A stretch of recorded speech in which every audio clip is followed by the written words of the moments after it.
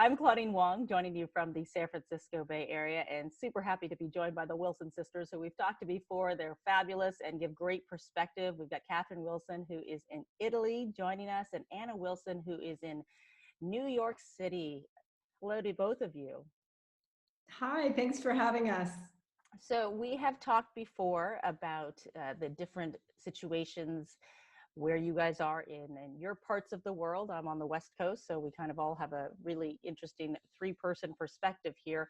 I'm going to share the screen that shows us really where we are in the world, because that gives people just a better idea of when we're talking, because this situation changes so quickly. So here we are with, our total number of confirmed cases, and that number just grows and is just takes your breath away. I think, the US, of course, is got the most cases with 584,000, Italy at 159,000, but used to be the epicenter there. And then where you are, Anna, in New York, we have the numbers there, with New York being obviously the epicenter in the US with 478,000 tested, and that's 7,349 deaths. So these are numbers provided by Johns Hopkins University. These numbers have always been very helpful for people to just kind of take a look at trends. So that's the numbers, when we look at the numbers, and give me you guys' perspective in terms of just everyday people, because that's, I think, what we're trying to see. Catherine, you've always been in front of us here with what's going on in Italy. Tell us about what's happening there. So we now are over a month into the lockdown. And I think since the curve has started to flatten, the morale has been up a little bit, because at least the numbers of the infected and the hospitals are in a better place than they were even a week ago or 10 days ago. The thing that's a little bit demoralizing still is that the deaths continue to be very high. Today it was over 600. So Italy, obviously, as a population, is much smaller than the US. So there is this positivity, because we're seeing the growth, the percentage not being as high as it was, but still people are, a lot of people are dying every day. The government has made noises about reopening. So there's a lot of controversy right now of, I guess, like in the US, how do we reopen? What do we reopen? And so the president came on TV the other night and said that today there would be two categories that would reopen. And one was bookstores, and the other was clothes and accessories for newborns. So for me, that was a little bit surprising, because I thought, we've all been in pajamas for a month and a half, really need clothes. But I think symbolically it was sort of important, because people said, okay, little by little, it's looking like things are starting to open, but we don't know. I mean, we don't know if there's going to be another wave. It's all still pretty unsure. Economy-wise, I mean, this is what people are talking about here, the big debate in the US, right? When they're saying, do we open early so we make sure our economy doesn't just fall apart? Do we stick specifically to, the health guidelines, which would tell us that staying in this longer is still helpful? I mean, is that the debate going on in Italy as well? Absolutely. And I think that one of the biggest mistakes that Italy, like other countries, made in the beginning was that they kept the economy open for too long. The real hotspot in Italy was the place where the economy is the strongest and where industries were the strongest. And for example, Bergamo, which is one of the places that was worst hit at the very beginning, said, we're not going to close. Don't worry. Said to the world, we're still going to have our industries that are continuing. We're going to produce. Don't worry. We're still going. And then that was one of the things that they were hit the hardest. So I think that Italy is, you really see in these moments where countries and places give their priorities. And I think that Italy is always going to give the priority to health before the economy. So, they're doing little signs saying, we're going to help some industries. May 4th, they said, we're going to help the industries that are particularly hit. So maybe we may open some. But I think that in this country, it's always, the priority is always going to be given to health.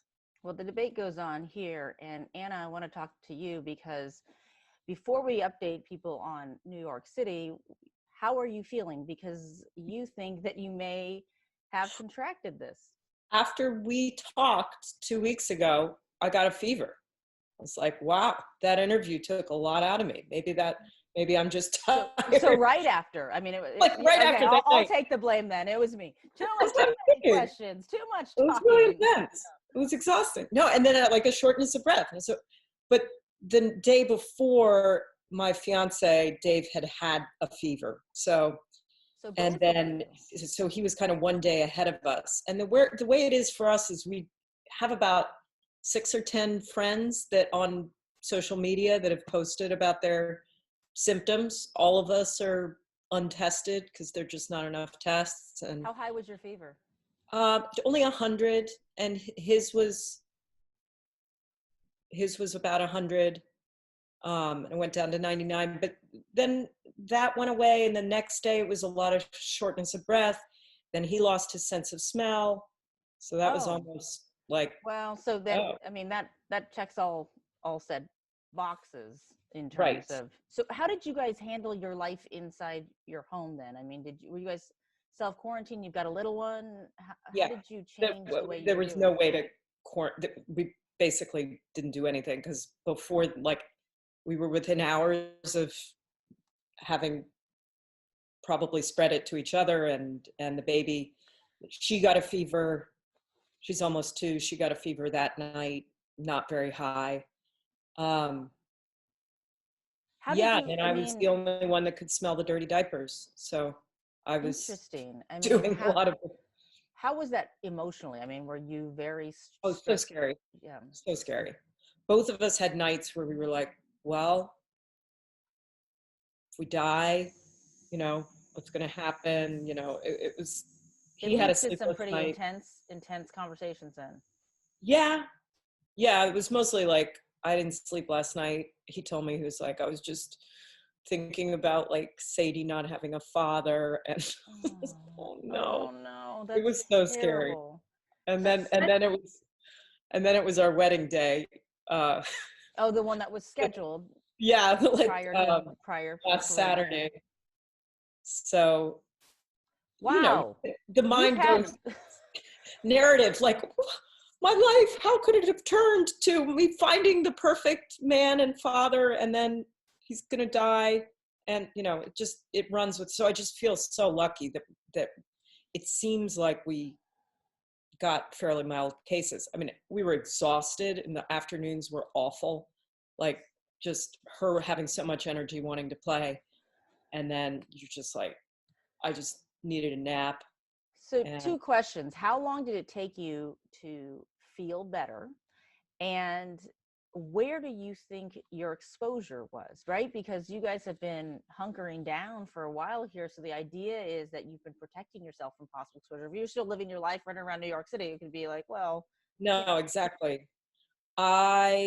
He is an editor, television editor, at CNN, and he had to go in to work because, unlike Italy, I think we don't prioritize health. So he had gone in maybe like the 20th of March or something like that, and there were some confirmed cases there, and I think you think he brought it home to you guys? he brought it home, but of course I could have brought it from, I don't know, Have you gone to the grocery store? Have you gone to anywhere? yeah, I mean, we had gone, the week before, I'd gone to Dwayne Reed before the drugstore, and I thought, oh, maybe I touched something, but So hard to you know. never know, like your mail, like maybe I didn't wipe something down Yeah. enough, but He's not in this conversation right now, so we'll blame him just because he's not I here. think we can. I think that's made it feel a lot better. Oh, yes. And so how long until you felt better? It was not that long, like 4 or 5 days. I made sure to get a lot of sleep. He was amazing, like taking turns with her. We were either working or babysitting or sleeping. And the key was getting a lot of sleep. So it was by a week later, his smell started to come back. Then it went away again. And we were meanwhile tracking it with our friends on posts about like, what can we expect? And So the therapist in you, were you trying to tell yourself how to coach yourself through it in but this? then I should have canceled all my sessions. I had video sessions with people, and Oh, you were still working I while did you were feeling terrible and thinking you had, and your fiance had coronavirus. That's a yeah. lot I to mean, take on. here's the secret. It was the only way I could kind of like get away and Yeah. do my own thing. Like, so, and I felt good in those moments. Like you had a few hours a day that was like, okay. And I just didn't tell anyone I had it, or I thought I had it.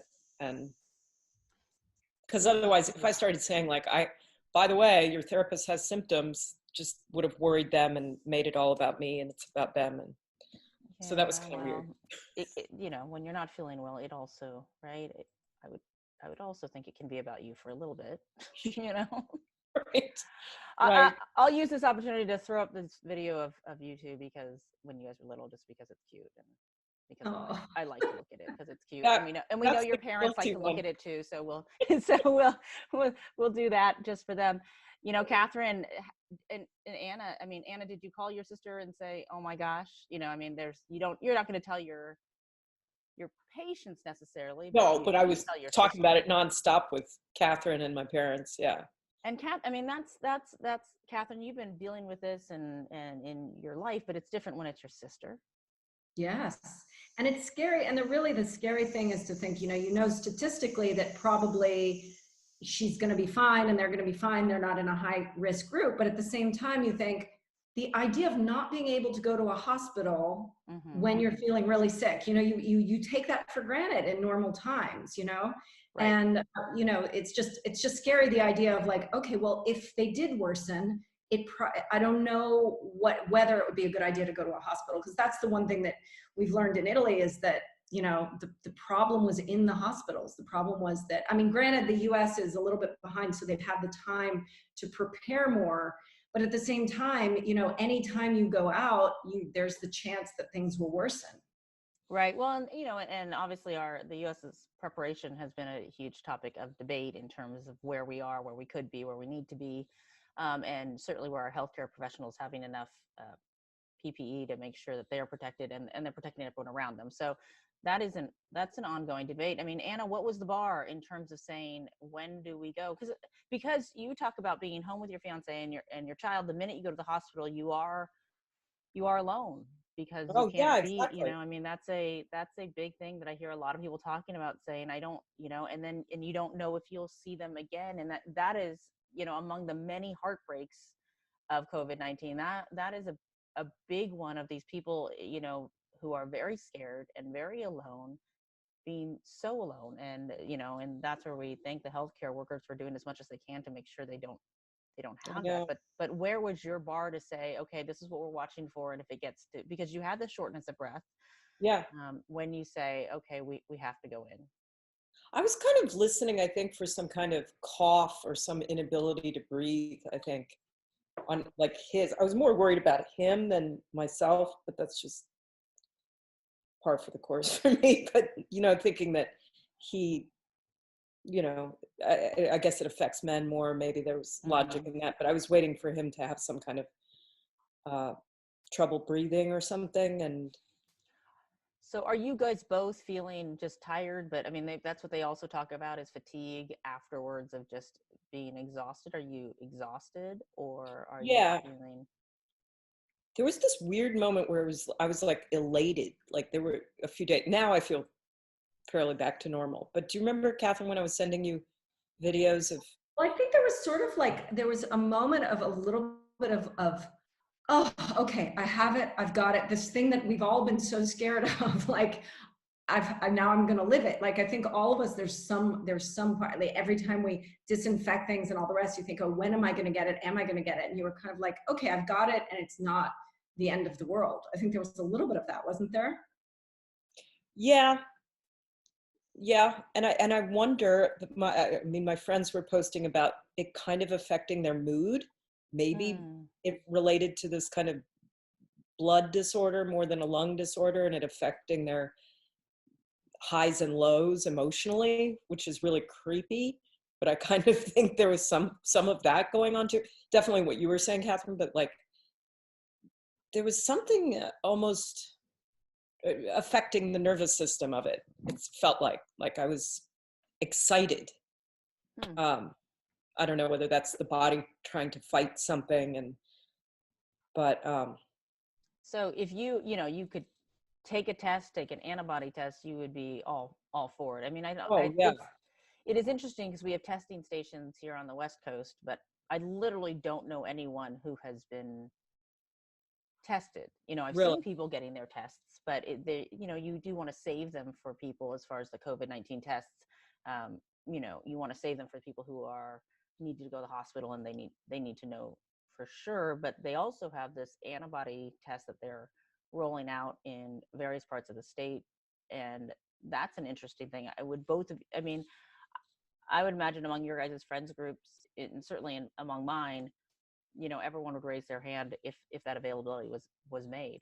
Oh yeah, his sister Samantha, Dave's sister Samantha, is a nurse in Pennsylvania, in Westchester, Pennsylvania, and in Philadelphia area, and she can get the antibody test. It's important for the healthcare workers to get that. Yeah, she's working on the COVID floor, and just says it's so depressing to not be able to connect with her patients. Right. To be able to smile and. So Catherine touched on this too. I mean, is there a little bit of relief that if you did have it, you made it through? Because I think the fear for all of us who haven't had necessarily symptoms is we don't know how it would affect us. It's not like, I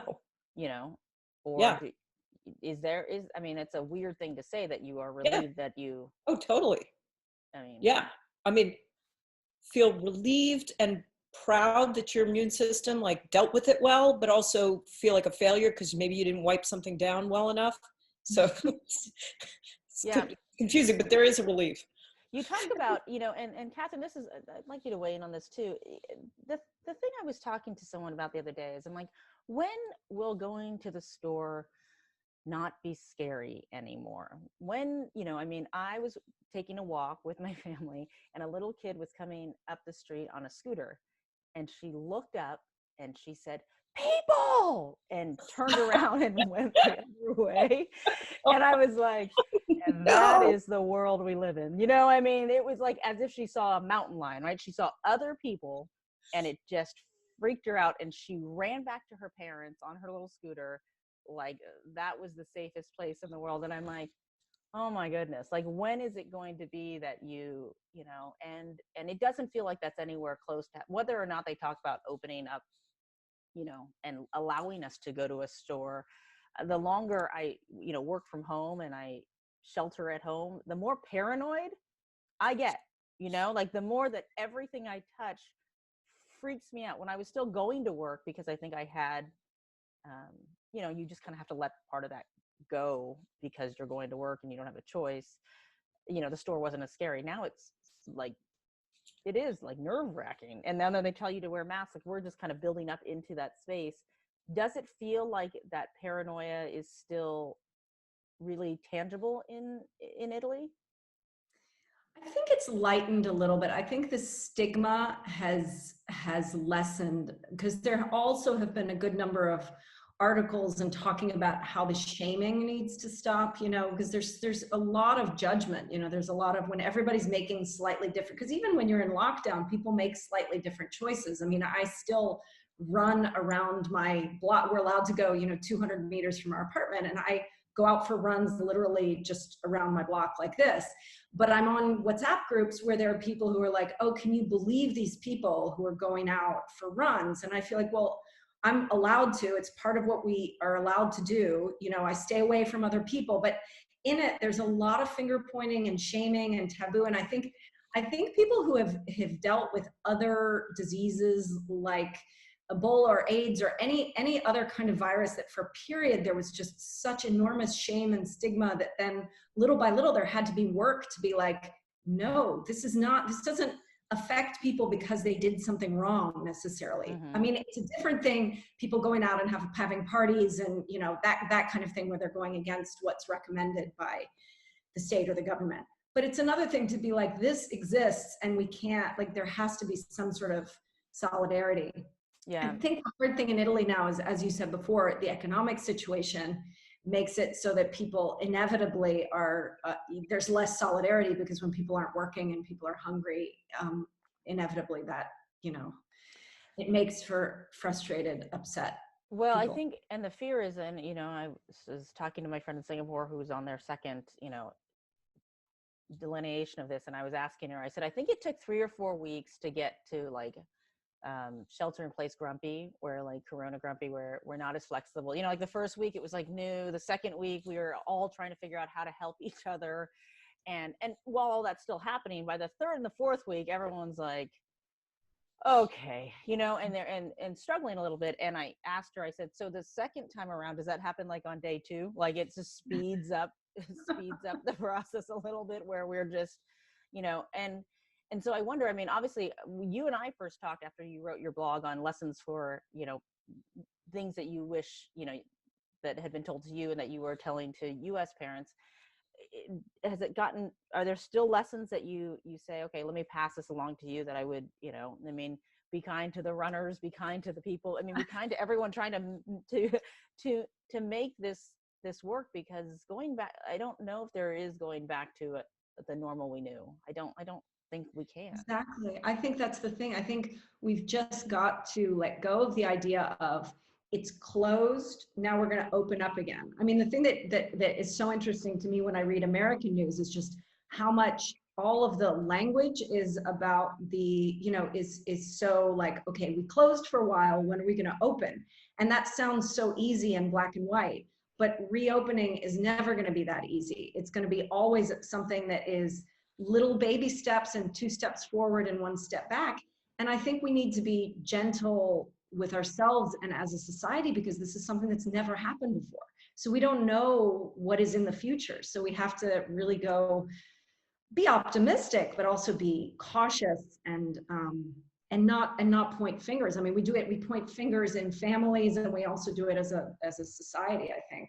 Yeah. And Anna, I mean, I think the perspective for New Yorkers is that, unfortunately, being the epicenter, it is affecting so many people. It is the people you work with. It is now in your home, possibly. It sounds like you've checked all the COVID-19 boxes in terms of symptoms. And so it isn't so far away. I think, in California, the numbers have been good, and that's been helpful, but it also makes it seem, with outside of certain populations, I mean, there are certainly, we hear people who have lost loved ones. I mean, that is 100% happening, but in the way it's infiltrated everyday life in New York City and New York State is different in New Jersey. And I mean, it's more than just, oh, I heard someone who knows someone. I mean, it feels like, for you guys, it's hard to wrap our minds around, when we do well and our numbers are relatively good relative to everyone else. It's hard to imagine what life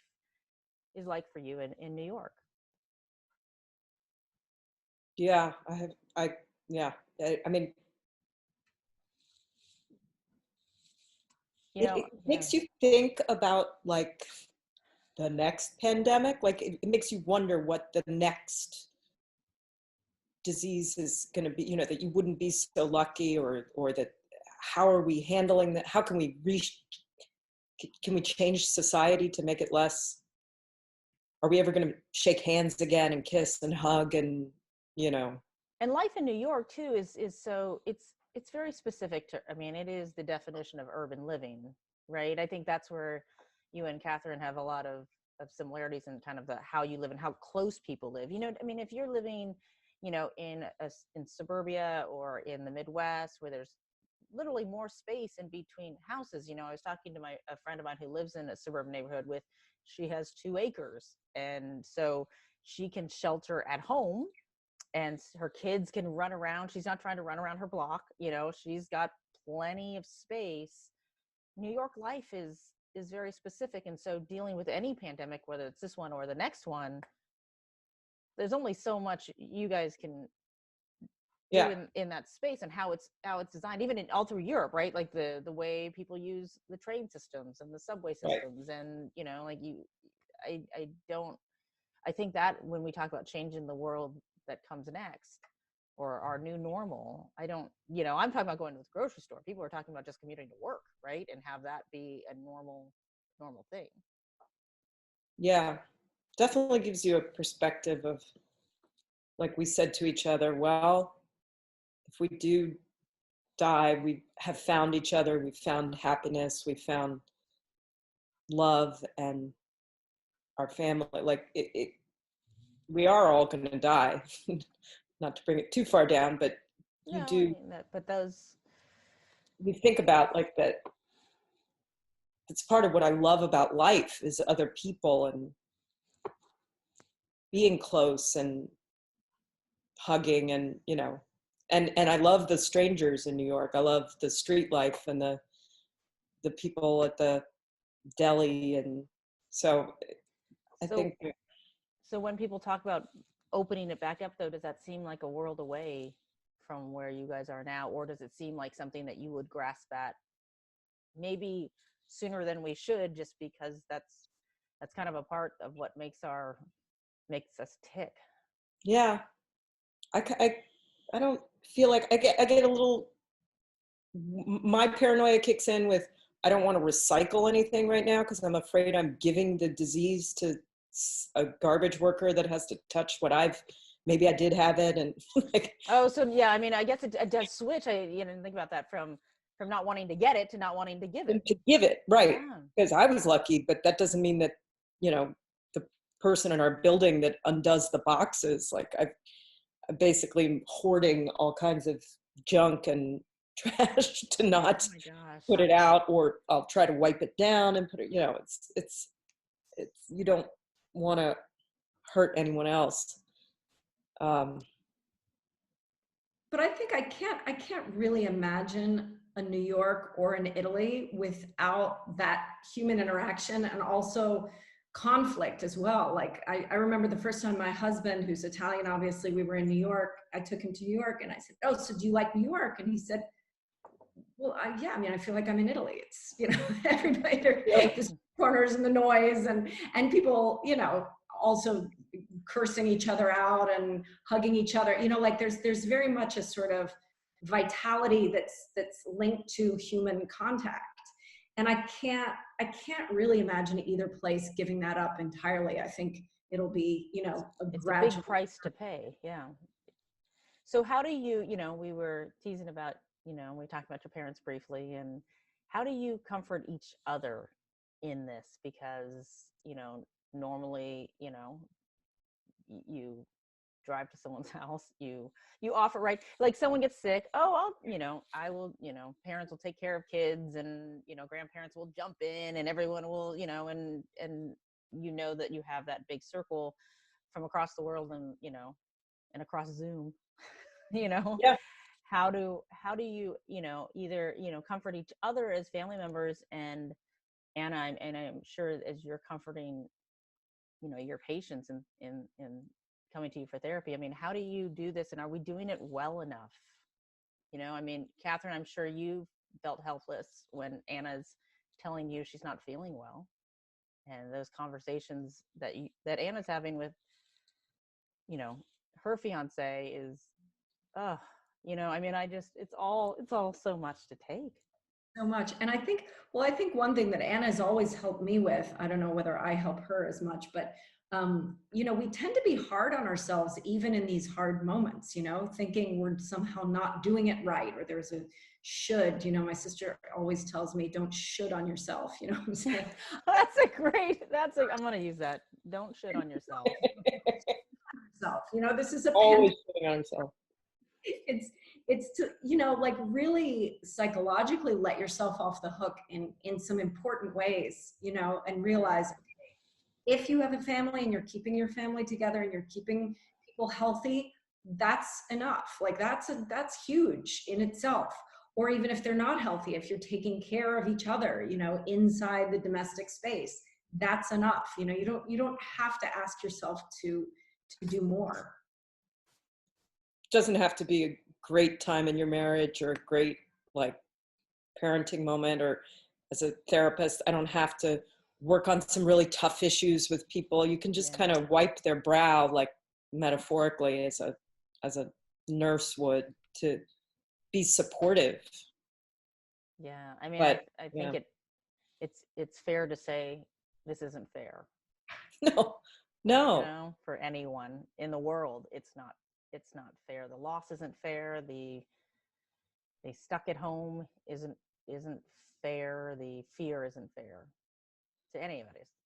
Any of But us. in a way, I had a better wedding day than I could have imagined. I, of course, did imagine and plan this whole huge wedding in New Orleans and on Saturday. And then, we're in lockdown. And I woke up in the morning to read Dave had posted, it was supposed to be our wedding day. And he wrote this whole like vow of love. And this lockdown has made me realize how lucky I am. And the night before had been looking at pictures of us and had found all these pictures. I thought he was just, I didn't know what he was doing. And then the next morning I got to see, he had, Catherine said it right. It was like, yeah, it was at a moment when everybody was kind of wanting to celebrate your love that day. And he was able to do that. And I think, well, if this hadn't happened, I wouldn't have gotten to have that social media post that made me just feel so, it was so public. It was so well written. Catherine said that the Italians were like looking up, it was very well written, and they were looking up in their dictionaries what things meant. I love that. I love so that. Lovely. I think it also is a moment where you realize that people who are alone in this moment really are alone, and you're grateful for whoever you have nearby, whether it's, whether you're fighting or whether it's difficult, close quarters or whatever. It's like, I mean, my heart really does go out to the people who are lonely, because I feel like it's even more isolating. Yeah, and it reminds us to check in on people. I mean, I have said how lucky we are to have the technology that allows us to connect, in this way, and we have the ability to reach out, because I've, family members who don't have a bunch of people in their house, and they don't have, and they may not need it all day long. I mean, there's some of us we could talk all day long if you allowed us to. And then there's some people who just need, to touch base. But I think without the technology, if, in the world without Zoom and FaceTime and different ways to, connect, we'd be in a different space as well. Yeah. So there are some ways that connect and bind us that had this happen 20 years ago, we Yeah. have had. Also, there's an awareness. I mean, my teenagers, it's never occurred to them, we see homeless people, but like there's a real awareness right now of like, Mom, where are they going? Like, where are they eating? Like, how can they get food? How can they get, because a lot of the, homeless shelters have closed, they can't get food. And so, it's hard for teenagers to get to the point where they're like, okay, do they get a sandwich? Can we leave it like on the street so that then they can go and pick it up, that kind of thing, which, it's awful that it has to get to this level for them to be aware, but it's something that I think it's an awareness that happens. Yeah, that the awareness of teenagers, and then the 2-year-olds who are like, I don't know what you're talking about. Look at Hannah's face right now. The 2-year-old is a hard, especially when you're sick, I would imagine. And there's she's like, so much energy. It's just so much energy, and the attention span is so short. It is. It is. And the space feels smaller, I'm sure. Every but we time. go out on the balcony. We're lucky to have this balcony, and then the Empire State Building is right there. So we go, we go out every night at 7:00 and cheer for the workers, the healthcare workers and essential business workers. We've extended that now past the 2 minutes you're supposed to keep cheering.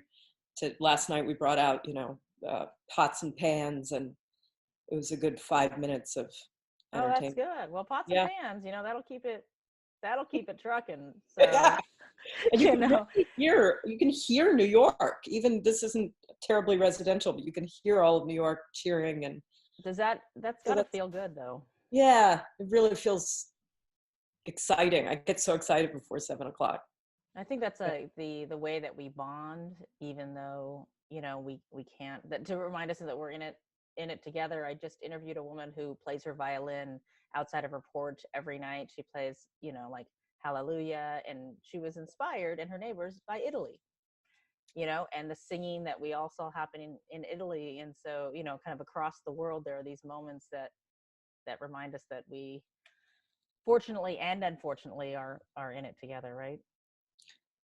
Absolutely. Yeah, I mean, it seems like we, speaking for our family, like could do lockdown longer. Like it's not that much to sacrifice to be live a little, maybe more simply, and Well, and if you guys were on a huge, had more space, and you could run without it being a thing, and you could do all these, you could imagine. I mean, I've heard some people say, I don't want to admit that I like quarantine because they right, are enjoying time with their family. They're enjoying time. You don't want to say that because it diminishes the people who are struggling through it and having more difficult times. right. But it is kind of what you said about your wedding day. There are these moments where you can say, we would not have had this moment. I mean, certainly parents with teenagers who say, I would never have seen my child this much. We would never have had that conversation we've had, because they would be out with their friends all day long and they don't want to hang out with us. And now we're the most interesting people in the room. And there's a lack of interference in relationships. Like you can have relationships with your family that's not a constant, again, with teenagers or with spouses or whatever. Okay, so are we going on Saturday? So-and-so invited us to the barbecue. Are we going to go? Oh, but we have that other thing, and there's just a constant sort of disruption in some way and so I think there's part of me that when they were saying, May 4th, certain things are going to open, and part of me thought, okay, I certainly want it to be parks, because we need a park for, we need to get out, and I would love to go to the beach, but I don't know that I want I don't want everything to start up again, we can't be off and then on immediately with restaurants and social life and school and sports, and not just for the health reasons, but also because I think that we need to be in a place where it's like, okay, now we're really going to choose what we want to do. We're not going to jump back onto the roller coaster. And going back to that, I think that would cause me anxiety. I mean, I've had children run from me just because I'm another person, right? And I go into the store. I mean, it took me half an hour to wait in line to get into the store. But then once I got in, I'm like, these aisles are really tight, and my shopping experience is always very disjointed, because I'm trying to look at the shelf from like 20 feet away, because there's someone standing in front of the shelf and I don't want to go near them, for their sake, for my sake, for all of it. And I always come back, I'm like, oh, I don't know, I didn't get that.